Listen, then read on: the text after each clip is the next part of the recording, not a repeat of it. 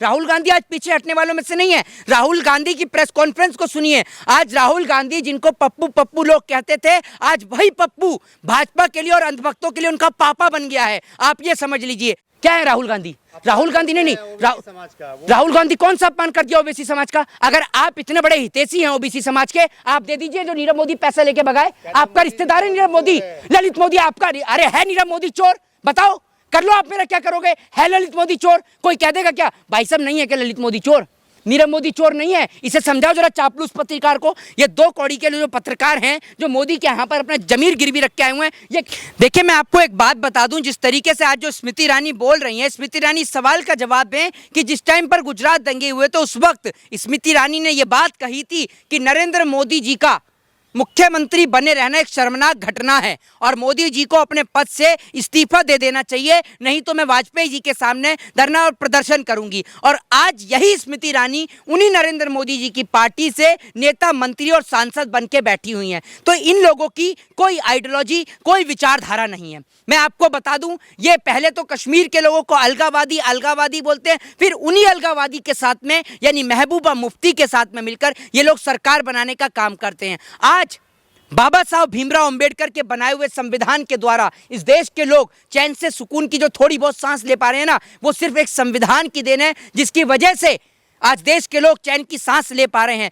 नहीं तो भारतीय जनता पार्टी, सुन लीजिए संस्कार जो है सोनिया गांधी से मिला है भैया, बिल्कुल मिला है उनको। सोनिया गांधी से भी संस्कार मिले हैं और अपने पिताजी श्री राजीव गांधी से भी मिले हैं। वो राजीव गांधी जिनको लिट्टे के द्वारा यानी लिबरेशन टाइगर ऑफ तमिल इलम के द्वारा, इसकी फुल फॉर्म भी नहीं पता होगी स्मृति ईरानी को, ठीक है ना। और स्मृति ईरानी बताएं कि चलिए राहुल गांधी के तो पिताजी ने अपना सर्वोच्च न्यौछावर कर दिया, इंदिरा गांधी ने अपना सर्वोच्च न्यौछावर कर दिया था, आपके किस नेता ने अपना सर्वोच्च न्यौछावर करा? जरा ये तो बताइए।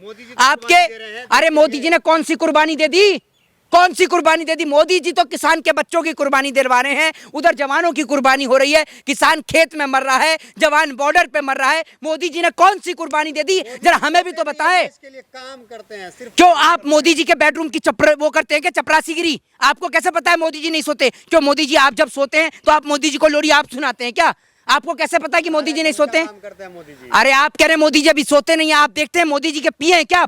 पर्सनल असिस्टेंट हैं आप मोदी के? ये लोग जो इस प्रकार की बातें कर रहे हैं, आज तमाम विपक्ष के नेता जो है, आज विपक्ष जो है वो खतरे में है।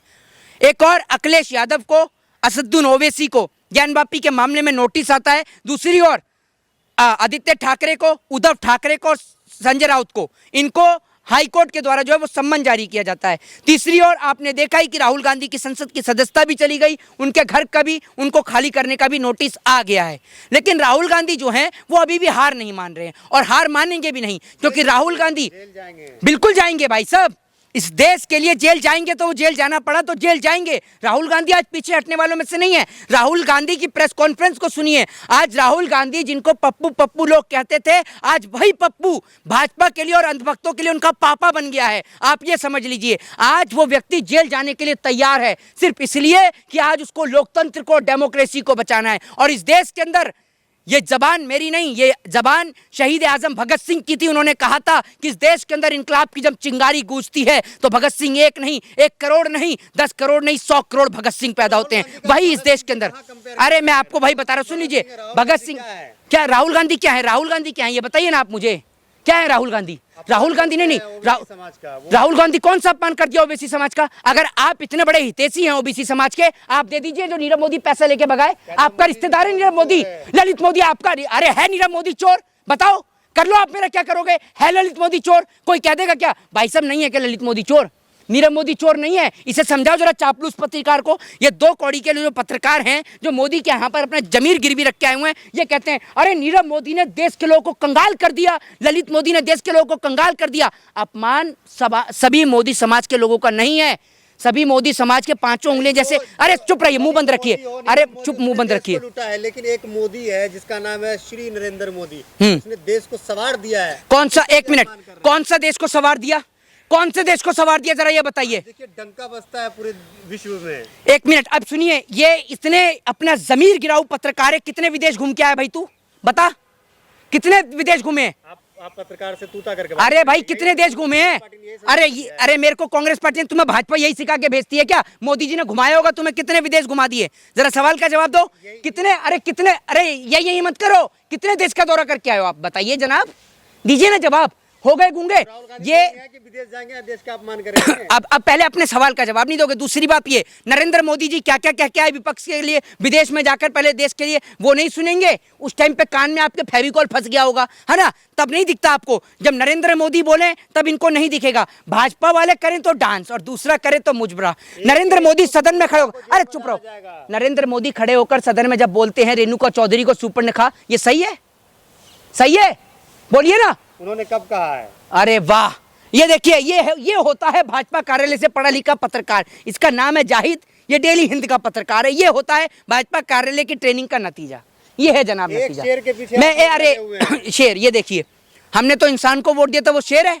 फिर तो आप भी जानवर हैं। आपकी कौन सी कैटेगरी है? वो शेर है तो आप कौन सी कैटेगरी के जानवर हैं? आप भी सुन लीजिए, ये पत्रकार हैं, आप इन जैसे पत्रकार ना बने, ठीक है? दूसरी बात ये कि मैं जो ये बोल रहा हूँ वो सिर्फ इन्हीं पत्रकार के लिए जो अपना जमीर भाजपा के किसी कार्यालय के अंदर गिरवी रख के आते हैं, सभी पत्रकारों के लिए नहीं। बहुत से पत्रकार इस देश में ऐसे हैं जो आज एक लड़ाई को लड़ रहे हैं, हम जैसे लोगों की आवाज को दिखाने का काम करते हैं। ये लोग, राहुल गांधी 50 साल जो है प्रधानमंत्री बनने के लिए भूल जाए।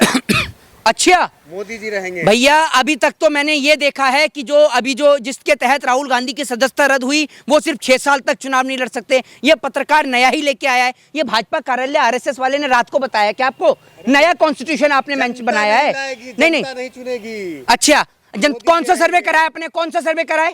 बताना, कौन सा सर्वे कराया? बताइए जरा। लोग कहते हैं। कौन से लोग कहते हैं? जरा जवाब तो दीजिए। ये सुन लीजिए, ये काम किया है, पूरा देश इसके कायल है, पूरा देश दीवाना है। ये ऐसे पत्रकार हैं जिन पे शिक्षा, स्वास्थ्य, बेरोजगारी और महंगाई को लेकर कोई सवाल का जवाब नहीं। ये यही इनका काम है। मोदी को लेकर ढोल लेकर पूरे देश में पीटते हैं और और इन जैसे पत्रकार फिर भी क्या कहते हैं, 24 में मोदी मोदी चिल्ला रहे हैं।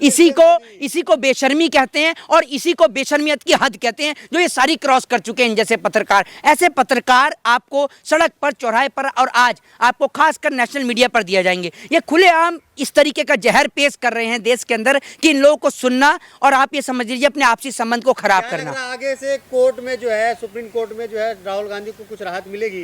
भैया, राहुल गांधी को राहत मिले ना मिले, उनकी संसद की सदस्यता चली गई। विपक्ष के नेता आज आवाज नहीं उठा सकते हैं। उधर उद्धव ठाकरे का नोटिस जारी हो जाता है, सम्मन जारी हो जाता है। इधर आप देख रहे हैं कि तमाम जो अखिलेश यादव हैं, चाहे फिर असदुद्दीन ओवैसी है, उनका जारी हो जाता है। तो आप जो विपक्ष की आवाज को दबाने का काम कर रहे हैं, कहीं ना कहीं लोकतंत्र और डेमोक्रेसी पर प्रहार कर रहे हैं। लेकिन आज पूरा देश और पूरा विपक्ष आज एक होने की तादाद पे है। और नरेंद्र मोदी जी, अगर आप इस प्रकार का शासन इस देश के अंदर, मुझे लगता है साल 2024 का जो चुनाव है वो इस देश में एक अंतिम, सुन लीजिए, हाँ जी, इकट्ठे क्यों हो रहे हैं ये लोग?